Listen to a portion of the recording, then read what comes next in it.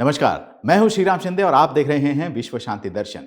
ये एक ऐसा ही यूट्यूब चैनल है जिसमें हम सुनते हैं कुछ अच्छी और सकारात्मक खबरें।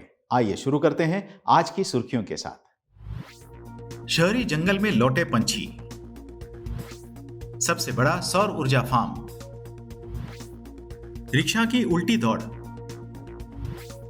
कुर्सी को लगा दिए पंख, मरसी नदी का पुनरुज्जीवन। उसने जब अपने घर के छत्ते को छोटे से जंगल में बदल दिया तो सैकड़ों पंछी और तितलियां दौड़ी चली आईं।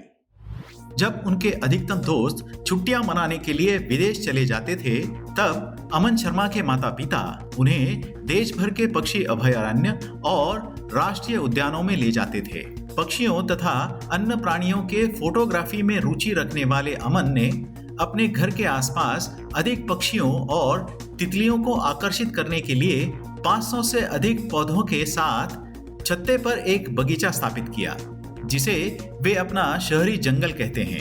19 साल के इस लड़के ने अपने छत से पक्षियों की 100 से अधिक प्रजातियां देखी हैं। जब उन्होंने अपने निष्कर्षों को अपने दोस्त या परिवार को बताया, तो उनमें से कई वास्तव में ये नहीं जानते थे कि दिल्ली जैसे शहर में ये प्रजातियां मौजूद हैं या उन्हें घरों के आसपास देखा जा सकता है। दिल्ली में शहरी वन्य जीवन पर जागरूकता फैलाने वाले अमन निकॉन के सबसे कम उम्र के राजदूत हैं। उत्तर भारत का सबसे बड़ा सौर ऊर्जा निर्मित केंद्र ऊर्जा निर्मित के लिए तैयार है। पंजाब के राज्यपाल और चंडीगढ़ के प्रशासक श्री बनवारी लाल पुरोहित ने चंडीगढ़ में उत्तर भारत के सबसे बड़े 2 मेगावाट के तैरते सौर ऊर्जा संयंत्र का उद्घाटन किया। यह संयंत्र Chandigarh renewable energy and science and technology promotion society द्वारा शुरू किया गया और हार्टेक सोलर द्वारा विकसित किया गया। चंडीगढ़ में स्थित तैरता सौर ऊर्जा संयंत्र सालाना 28 लाख यूनिट बिजली पैदा करेगा। इस संयंत्र से प्रति वर्ष 80,000 टन कार्बन उत्सर्जन की भरपाई करने की उम्मीद है। यह परियोजना भारत में नवीकरणीय ऊर्जा के संक्रमण में एक प्रमुख मील का पत्थर है और टिकाऊ ऊर्जा लक्ष्यों को प्राप्त करने तथा इस क्षेत्र में कार्बन उत्सर्जन को कम करने की दिशा में एक महत्वपूर्ण कदम है। ऑटो रिक्शाओं की हैरतअंगेज दौड़, लेकिन सभी ऑटो रिक्शाएं पीछे की ओर दौड़ती हुई।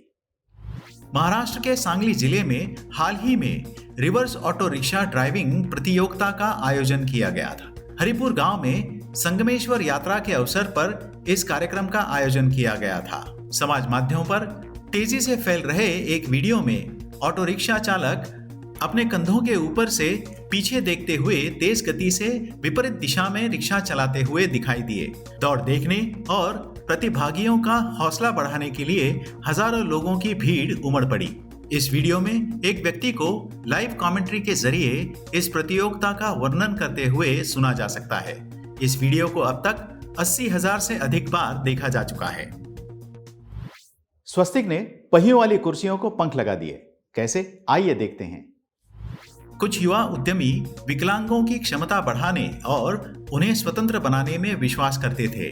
इस विचार ने new motion assist solutions private limited को जन्म दिया, जो एक आईआईटी मद्रास प्रेरित स्टार्टअप है और शारीरिक रूप से अक्षम तथा बुजुर्गों के लिए जीवन परिवर्तनकारी उत्पाद बनाता है।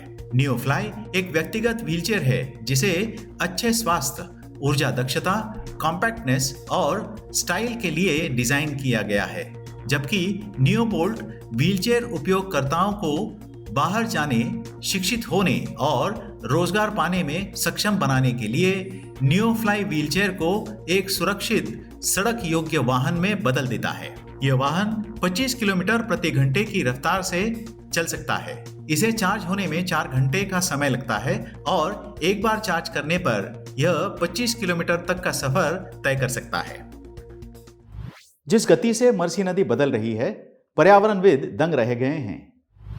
मरसी नदी में जिस गति से आश्चर्यजनक सुधार हो रहा है, पर्यावरणविद चकित रह गए हैं। लिवरपूल शहर में किए गए हाल के एक सर्वेक्षण में मछलियों की 37 विभिन्न प्रजातियों को इस नदी में पाया गया, जो कि 20 साल पहले पिछले सर्वेक्षण में पाई गई मछलियों की तुलना में 2.5 गुना अधिक थी।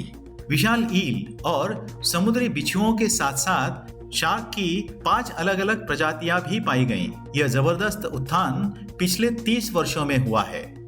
मर्सी नदी का नवीनीकरण अब गति पकड़ रहा है। इस नदी को 1970 और 1980 के दशकों में जैविक रूप से मृत माना गया था। शोधकर्ताओं को उम्मीद है कि 2023 के दौरान और भी अधिक प्रजातियां दर्ज की जाएंगी। बिहार के पारंपरिक कलाकार इस कला को जीवित रखने की कोशिश कर रहे हैं। क्या खास है इस 300 साल पुरानी कला में? आइए जानते हैं जाते जाते।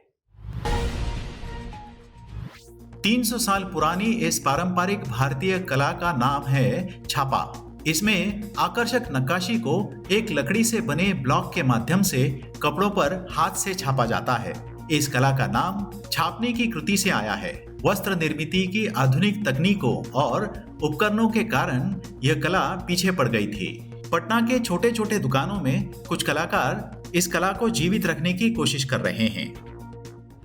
आशा करता हूं यह संस्करण आपको पसंद आया होगा। अगर हाँ तो इसे सब्सक्राइब जरूर कीजिएगा। देखते रहिए विश्व शांति दर्शन। धन्यवाद।